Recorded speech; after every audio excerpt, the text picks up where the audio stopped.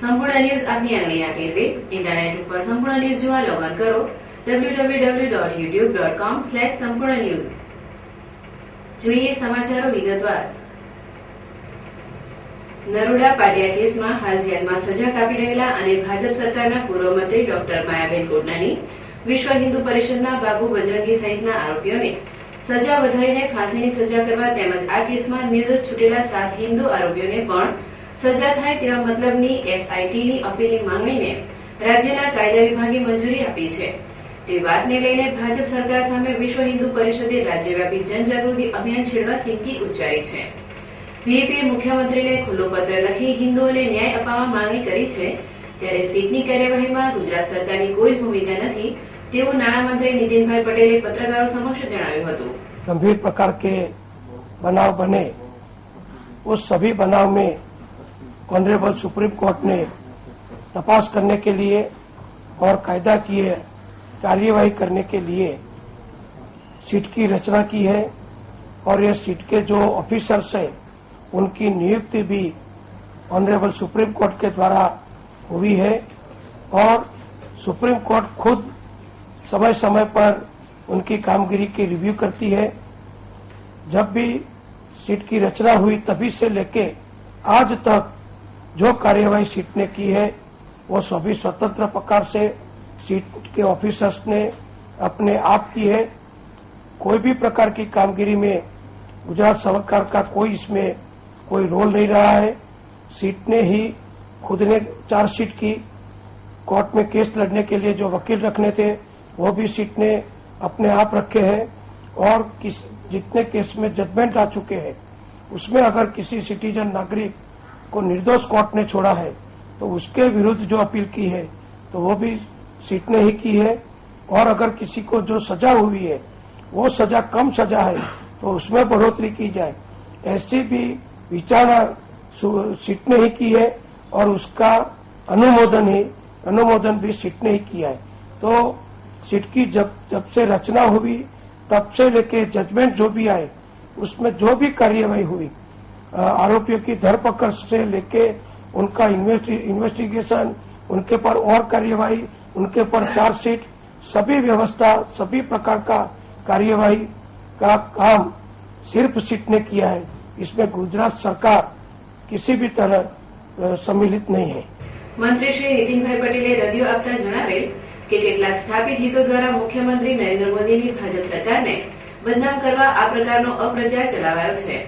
તેમણે એમ પણ સ્પષ્ટતા કરી હતી કે હવે સુપ્રીમ કોર્ટના આદેશથી સ્થપાયેલી સ્પેશિયલ ઇન્વેસ્ટિગેશન ટીમ સીટની કાર્યવાહીમાં સરકારની કોઈ ભૂમિકા હોતી જ નથી તે જગ જાહેર છે। સીટ દ્વારા આ સમગ્ર કેસની ચાર્જશીટથી લઈને જજમેન્ટ સુધીની કાર્યવાહી કરાઈ છે। સંપૂર્ણ સ્વતંત્ર અને સુપ્રીમ કોર્ટના સીધા માર્ગદર્શન તળે સીટે તેના એડવોકેટની નિમણૂક કરી કામગીરી કરી છે। તેમાં સીટના કોઈપણ પ્રકારનો હસ્તક્ષેપ ગુજરાત સરકાર કરી શકે તેમ છે નહીં। કેટલાક લોકો અપ્રચાર કરી નર્યા જૂઠાણા ફેલાવી ગુજરાત સરકારને બદનામ કરે છે। સરકારનો આમાં કોઈ જ રોલ નથી તેવું પણ મંત્રી શ્રી નીતિનભાઈ પટેલે પત્રકારો સમક્ષ જણાવ્યું હતું। માં આદ્યશક્તિની આરાધના મહાપર્વ સમાન ચૈત્રી નવરાત્રીની યાત્રાધામ અંબાજી સહિત જિલ્લાભરમાં માઈ ભક્તો દ્વારા શ્રદ્ધાપૂર્વક ઉજવણી કરાઈ રહી છે। ચૈત્રી નવરાત્રીને લઈ વિવિધ મંદિરોમાં મેળાના રાસ ગરબા તેમજ ભજન સત્સંગના કાર્યક્રમો યોજાઈ રહ્યા છે। જોકે આજે ચૈત્રી નવરાત્રીના પાવન પર્વે યાત્રાધામ અંબાજીમાં માઈ ભક્તોનું કિડિયારું ઉભરાયું હતું। જોકે જગતજનની માં અંબાના દર્શન કરવા લોકો દૂર દૂરથી ઉમટી પડતા આજે અંબાજીમાં જય અંબાનો નાદ ગાજી ઉઠ્યો હતો। ચૈત્રી નવરાત્રીમાં આઠમ પર્વનું મહત્વ અનેરું હોય આજે યાત્રાધામ અંબાજી ખાતે મંદિર પરિસર ખાતે આવેલ યજ્ઞશાળામાં માં અંબાનો નવચંડી યજ્ઞ યોજાયો હતો, જેમાં માઈ ભક્તોએ શાસ્ત્રોક્ત મંત્રોચ્ચાર વચ્ચે યજ્ઞમાં આહુતિ આપી ધન્યતા અનુભવી હતી। જોકે આજની ચૈત્રી આઠમે અંબાજી સહિત જિલ્લાના વિવિધ મંદિરોમાં યજ્ઞ સહિતના ધાર્મિક કાર્યક્રમો યોજાયા હતા। ડીસાના માલગઢ ગોગાઢાણી ગામે બિરાજમાન ગ્રામજનોના ઇષ્ટદેવ ગોગા મહારાજ મંદિરના 25મા પાટોત્સવની ભવ્ય ઉજવણી કરવામાં આવી હતી। આ પ્રસંગે ગામમાં ગોગા મહારાજની ભવ્ય શોભાયાત્રા નીકળવામાં આવી હતી તેમજ મંદિર પરિસર ખાતે યજ્ઞ યોજવામાં આવ્યો હતો। ગોગાઢાણી ગામે આજથી 25 વર્ષ પહેલા ચૈત્રી આઠમના દિવસે ગામમાં ગોગા મહારાજની સ્થાપના કરવામાં આવી હતી। જોકે ગામ રક્ષક ગોગા મહારાજ મંદિરની સ્થાપનાના આજે 25મા વર્ષ પૂર્ણ થતા આજે ગોગા મહારાજ મંદિરનો પાટોત્સવ યોજવામાં આવ્યો હતો। આ પ્રસંગે ગામમાં ગોગા મહારાજની વાસ્તે ગાસ્તે ભવ્ય શોભાયાત્રા યોજવામાં આવી હતી, જેમાં ગ્રામજનો મોટી સંખ્યામાં જોડાયા હતા। જો કે ગોગા મહારાજની 25મી વર્ષગાંઠ નિમિત્તે મંદિર પરિસરમાં ગોગા મહારાજનો હવન યોજાયો હતો, તેમજ ભક્તજનો માટે મંદિર પરિવાર દ્વારા ભોજન પ્રસાદનું આયોજન કરવામાં આવ્યું હતું। જ્યારે ગોગા મહારાજ મંદિરના પાટોત્સવ નિમિત્તે આજે એક શામ ગોગા કે નામ કાર્યક્રમનું આયોજન કરવામાં આવ્યું છે, જેમાં રાજસ્થાની કલાકારો ભારે રમઝટ બોલાવશે। પાલનપુર દિલ્હી ગેટ સુપર બજારની પાછળ લક્ષ્મીવાસમાં ગેરકાયદેસર નવીન બાંધકામ થતું હોય આ દબાણ અટકાવવા તથા હટાવવા પાલનપુર નગરપાલિકા ચીફ ઓફિસર સમક્ષ રજૂઆત કરાઈ છે। દિલ્હી ગેટ સુપર બજારની પાછળ લક્ષ્મીવાસમાં જગદીશજી મેવાજી ઠાકોરનું નવીન બાંધકામ કરવામાં આવે છે। તે બાંધકામની મંજૂરીની શરતોનો ખુલ્લેઆમ ભંગ કરવામાં આવી રહ્યો છે, તેમજ પાલિકા દ્વારા બનાવવામાં આવેલ પાકી ગટર તેમજ વરસાદી પાણીના નિકાલ માટે કરવામાં આવેલ વ્યવસ્થા તોડી પડાઈ છે અને તેની ઉપર હાલ તદ્દન ગેરકાયદેસર દબાણ બાંધકામ ચાલી રહ્યું છે।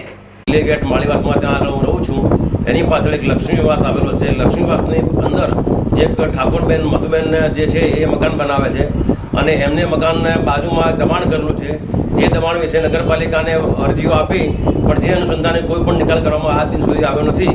નગરપાલિકાના સત્તાધીશોને મળેલા તો કે આજ કરીએ કાલ કરીએ છીએ, છતાં પણ આ દિન સુધી કોઈ નિકાલ કરવામાં આવ્યો નથી। જો આ નિકાલ કરવામાં નહીં આવે તો અમારે કોર્ટ રાહે પગલાં લેવા પડશે નગરપાલિકા ઉપર અને આ જે વ્યક્તિ જે દબાણ કરે છે એના ઉપર તો તાત્કાલિક આનો નિર્ણય કરી અને નિર્ણય કરવો। વધુમાં આ ચાલુ બાંધકામની પાછળ 8 ઘરોની નવવાળી રસ્તો તેમજ વરસાદી પાણીના નિકાલની જગ્યા છે, ત્યારે આ નવવાળી રસ્તા પર ગેરકાયદેસર બાંધકામ કરીને વરસાદી પાણીના નિકાલ માટેની જગ્યા પર દબાણ કરવામાં આવતું હોય 8 ઘરોની અંદર ચોમાસામાં પાણી ફરી વળે તેમ છે। આ ગેરકાયદેસર બાંધકામ તાકીદે અટકાવવા માટે મહેન્દ્રભાઈ પઢિયારે પાલિકાના ચીફ ઓફિસરને લેખિતમાં રજૂઆત કરી છે, ત્યારે પાલિકા તંત્ર આ દબાણ બાંધકામ અટકાવી ત્વરિત પગલાં ભરે તે ઈચ્છવા જોગ છે। ચોરીને અંજામ આપવા પોતાના હાથનો કસબ અજમાવતા તસ્કરો હવે દેવાલયને નિશાન બનાવતા પણ અચકાતા નથી। જોકે હાથનો કસબ અજમાવવામાં માહિર તસ્કરોને જાણે ભગવાનનો પણ ડર ન હોય તેમ નાસ્તિક બની દેવાલયોમાં ચોરીનો કરતા ચોરીનો ગ્રાફ સતત વધી રહ્યો છે। જે વચ્ચે ગત રાત્રિના સમયે પાલનપુર તાલુકાના કરજોડા ગામે આવેલ બ્રહ્માણી માતાજીના મંદિરમાં ચોરી થતા ગ્રામજનોમાં તસ્કરોના તરખાટથી ભારે ફફડાટ વ્યાપી જવા પામ્યો છે। કરજોડા ગામે પ્રાથમિક શાળાની બાજુમાં ગામના કુળદેવી સમાન બ્રહ્માણી માતાજીનું દેવાલય આવેલું છે। જોકે ગત રાત્રિના સમયે અજાણ્યા તસ્કરોએ ચોરીને અંજામ આપવા માટે આ મંદિરને નિશાન બનાવ્યું હતું, જેમાં મંદિરના દરવાજાનો તાળો તોડી તસ્કરોએ મંદિરમાં પ્રવેશ કર્યો હતો, જ્યાં મંદિરમાં રહેલ દાનપેટી તેમજ મંદિરમાં પૂજાની આગમાતાની મૂર્તિની ઉઠાંતરી કરી પલાયન થઈ ગયા હતા। 5 વાગે આરતી કરવા આવ્યો હતો। 5 વાગે આવીને જોયું તો તાળા બાળા કઈ હતા ના। તરત મેં બાવજીને જાણ કરી। તે બાવજીને જાણ કરી તે બાવજી કે હું ગામવાળાને જાણ કરું છું। તે બાવજી પછી ગામવાળાને જાણ કરી। ગામવાળાને જાણ કરી તો પછી ગામવાળા આવ્યા, બધા આવીને પોલીસ ફરિયાદ કરી। સવારે 6 વાગે ટેલિફોન આવ્યો એટલે ખબર પડી કે ભાઈ મંદિરમાં ચોરી થઈ અને તાળા તૂટી ગયા છે। મંદિરના પૂજારી ક્યાં? મંદિરના પૂજારી સુરત ગયેલા છે એવા સમાચાર છે। જાણ થતા પોલીસને જાણ કરી? હા, પોલીસ સ્ટેશને પછી અમને ગામના બધા આગેવાનો ભેગા થઈને પોલીસ સ્ટેશને જાણ કરી દીધી। જોકે આજે વહેલી સવારે પોતાના નિત્યક્રમ મુજબ ગામનો એક ભક્ત મંદિરમાં પૂજા કરવા ગયો હતો, જ્યાં તેને મંદિરમાં ચોરી થઈ હોવાનો અહેસાસ થતા આ ભક્તે આ ચોરીના બનાવ અંગે ગામના સરપંચને જાણ કરતા સરપંચ તાબડતોડ મંદિરે દોડી આવ્યા હતા અને આ મંદિર ચોરી અંગે પાલનપુર તાલુકા પોલીસ મથકે ફરિયાદ નોંધાવતા પોલીસે આ ચોરીના બનાવની તપાસ હાથ ધરી હતી। જોકે આ ચોરીના બનાવમાં અંદાજે ₹15,000ના મુદ્દામાલની તસ્કરી થઈ હોવાનું અનુમાન થઈ રહ્યું છે। ઉનાળાના આકરા દિવસોમાં આવતા વૈશાખને લગ્નનો માસ ગણવામાં આવે છે, જેમાં વૈશાખમાં ઠેર ઠેર લગ્ન મંડપો શરણાઈના સૂરથી ગાજી ઉઠે છે। જોકે લગ્નોના માસ એવા વૈશાખને આડે માત્ર હવે ગણતરીના દિવસો બાકી રહ્યા છે, ત્યારે વિવિધ સમાજો લગ્નોની તૈયારીઓમાં જોતરાયેલા જોવા મળી રહ્યા છે। જોકે ચાલુ વર્ષે વૈશાખ માસમાં લગ્નના મુહૂર્ત સારા પ્રમાણમાં હોય આ વૈશાખમાં લગ્નનો આગ વધવાનો અણસાર વર્તાઈ રહ્યો છે, જેને લઈ હાલ બજારોમાં લગ્નસરાની મોસમ જામી છે। શાળા કોલેજોમાં ઉનાળુ વેકેશન પડતા જ લોકો લગ્નની ખરીદી કરવા બજારો તરફ વળતા હાલ બજારોમાં ગ્રાહકોની ભારે ભીડ જોવા મળી રહી છે। અત્યારે ગામડાની અને શહેરની લગ્નસરાઓ હોય તે સારામાં સારી ગ્રાહકી નીકળી છે. ગામડા હોય તેમજ ફેન્સી હોય, ચણિયાચોળી હોય એ બધાની અત્યારે ધૂમ ગ્રાહકી છે. પણ ભાવ વધારે નથી, પણ આઈટમો સારી મળે, જે પ્રમાણે ગ્રાહકની ચોઈસ હોય પણ માલ રહે. જો કે બનાસકાંઠામાં બપોરે ઉનાળો રદો સ્વરૂપ ધારણ કરી રહ્યો છે, તે વચ્ચે પણ બજારોમાં ખરીદારીનો ઘસારો વધી રહ્યો છે, જેને લઈ બજારમાં તેજીનો માહોલ સર્જાવા પામ્યો છે. જો કે લોકો લગ્નની ખરીદી માટે બજારોની વાટ પકડી છે, જેને લઈ કાપડ બજાર, સોના ચાંદીના દાગીના તેમજ કટલરીનો કારોબાર ધમધમી ઉઠ્યો છે.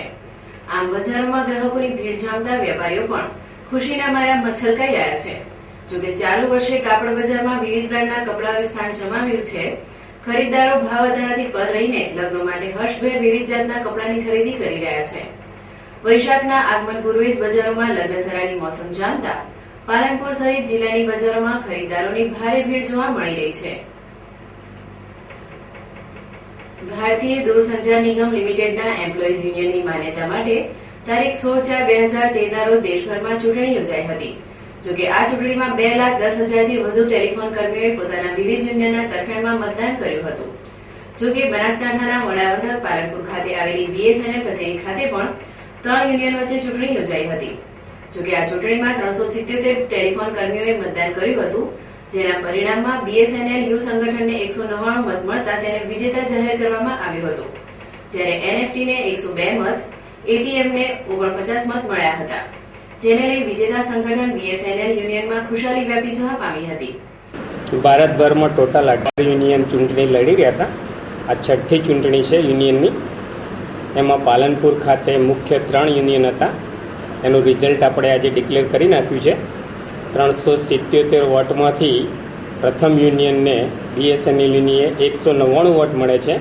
બીજું યુનિયન છે NFT 102 વોટ સાથે 2 નંબરે છે. ત્રીજું યુનિયન છે ATM 49 વોટ સાથે 3જા નંબરે છે. કુલ રિઝલ્ટ ઓલ ઇન્ડિયાનું 5 વાગ્યા સુધી ડિક્લેર થવાના ચાન્સીસ છે. એ પછી જ ખબર પડશે તો કોણ રેકગ્નાઇઝ યુનિયન બને છે. જોકે ભારતભરમાં યોજાયેલ આ ચૂંટણી જંગમાં 28 જિલ્લા યુનિયનોએ ઝંપલાવ્યું હતું, જેમાં પાલનપુર ખાતે 6ઠ્ઠી વાર યોજાયેલ આ ચૂંટણી જંગમાં BSNLના યુનિયનનો 199 મતથી વિજય થયો હોવાનું RJ પટેલે જણાવ્યું હતું. નાના ભૂલગાંવમાં શિક્ષણના સિંચન સાથે વિવિધ સામાજિક પ્રવૃત્તિઓનું જ્ઞાન મળી રહે તે માટે વિવિધ સ્કૂલોમાં અનેક કાર્યક્રમો યોજવામાં આવે છે, જેમાં આજે ડીસાની સિંધી કોલોની વિસ્તારમાં આવેલી સ્કાય ઇન્ટરનેશનલ મોન્ટેસોરી ઇંગ્લિશ મીડિયમ સ્કૂલનો વાર્ષિકોત્સવ યોજવામાં આવ્યો હતો. જોકે આ શાળાના વાર્ષિકોત્સવમાં શાળાના વિવિધ ધોરણમાં અભ્યાસ કરતા નાના ભૂલકાઓ પર્યાવરણનું સિંચન, ચિત્ર પ્રદર્શન, ગ્લાસ પેઇન્ટિંગ, મ્યુઝિક ગેલેરી જેવા વિવિધ પ્રદર્શનો યોજી પોતાનામાં રહેલી સુષુપ્ત શક્તિનો પરચો બતાવ્યો હતો.